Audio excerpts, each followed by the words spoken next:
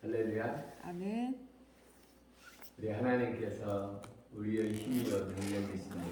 아멘. 하나님만이 길이요 진리요 생명이십니다. 아멘. 생명의 길을 따라서 오늘도 출발합니다. 찬송가 28장 복의 근원 강림하사. 복의 근원 강림하사 찬송하게 하소서. 한량 없이 자비하신 증량할 길 없도다. 천사들의 찬송가를 내게 가르치소서. 구속하신 그 사랑을 항상 찬송합니다. 주의 크신 도움받아 이때까지 왔으니 이와 같이 천국에도 이르기를 바라네. 하나님의 품을 떠나 죄에 빠진 우리를 예수 구원하시려고 보혈을 흘려주셨네. 주의 귀한 은혜 받고 일생 빚진 자 되네. 주의 은혜 사슬대사 나를 주께 내소서. 우리 마음은 연약하여 범죄하기 쉬우니 하나님이 받으시고 천국인을 지소서.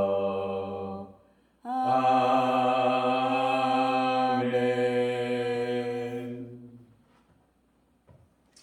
오늘 우리 하나님 말씀 신명기 25장 말씀 듣겠습니다.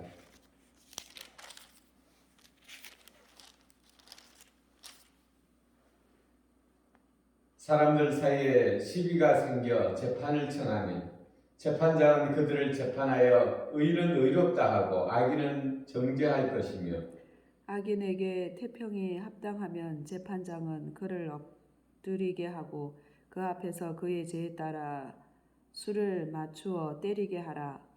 40가지는 때리려니와 그것을 넘기지는 못할지니 만일 그것을 넘겨 매를 지나치게 때리면 내가 내 형제를 경히 여기는 것이 될까 하노라. 곡식드는 소에게 망을 씌우지 말지니라. 형제들이 함께 사는데 그중 하나가 죽고 아들이 없거든 그 죽은 자의 아내는 나가서 타인에게 시집가지 말 것이요 그의 남편의 형제가 그에게로 들어가 그를 맞이하여 아내로 삼아 그의 남편의 형제된 의무를 그에게 다 행할 것이요 그 여인이 낳은 처자들이 그 죽은 형제의 이름을 잊게 하여 그 이름이 이스라엘 중에서 끊어지지 않게 할 것이니라.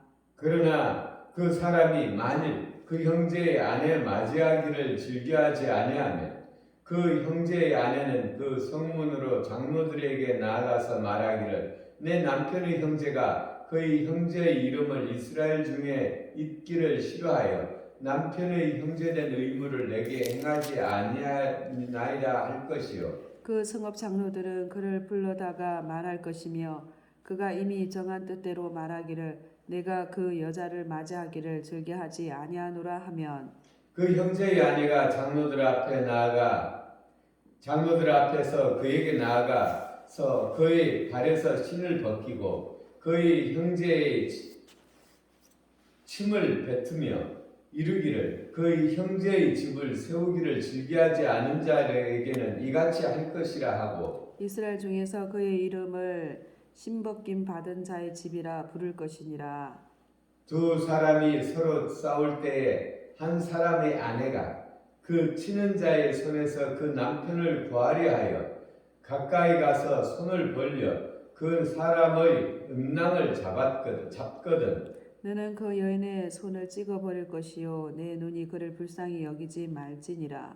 너는 내 주머니에 두 종류의 저울추 곧 큰 것과 작은 것을 넣지 말 것이며 내 집에 두 종류의 곧 큰 것과 작은 것을 두지 말 것이요 오직 온전하고 공정한 저울추를 두며 온전하고 공정한 되를 둘 것이라. 그리하면 내 하나님 여호와께서 내게 주시는 땅에서 내 날이 길리라. 이런 일들을 행하는 모든 자 악을 행하는 모든 자는 내 하나님 여호와께 가정하니라. 너희는 애굽에서 나오는 길에 아말렉이 내게 행한 일을 기억하라. 곧 그들이 너를 길에서 만나 내가 피곤할 때에 내 뒤에 떨어진 약한 자들을 쳤고 하나님을 두려워하지 아니하였느니라. 그러므로 내 하나님 여호와께서 내게 기업으로 차지하게 하시는 땅에서 내 하나님 여호와께서 사방에 있는 모든 적군으로 내게 안식을 주실 때에 너는 천하에서 아말렉에 대한 기억을 지워버리라. 너는 잊지 말지니라. 아멘. 아멘.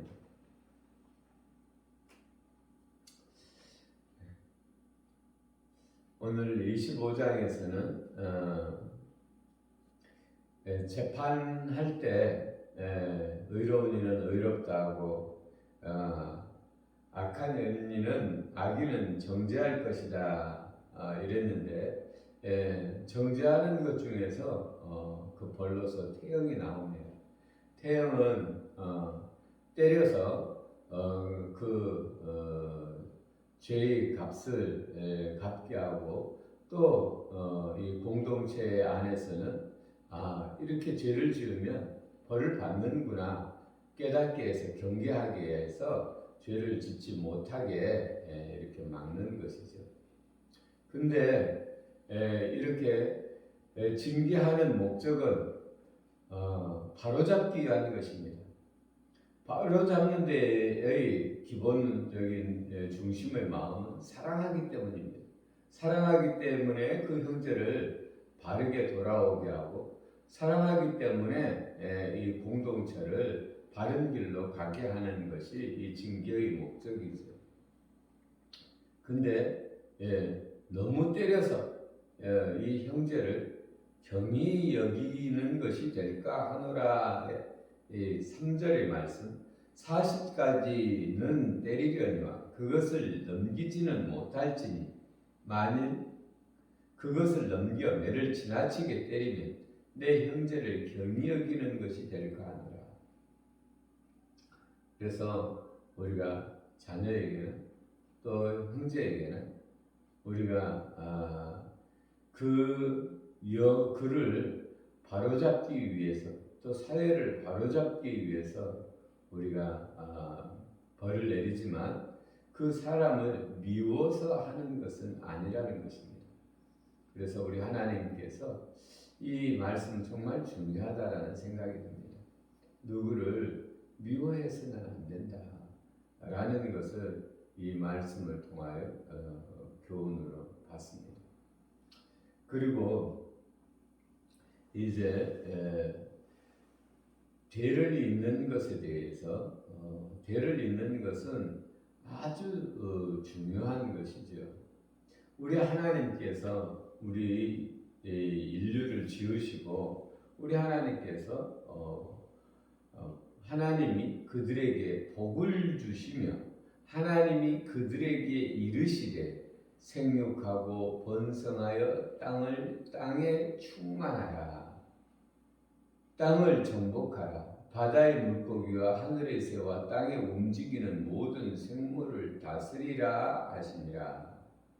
이것이 우리 하나님께서 우리를 지으신 이유 중에 하나입니다.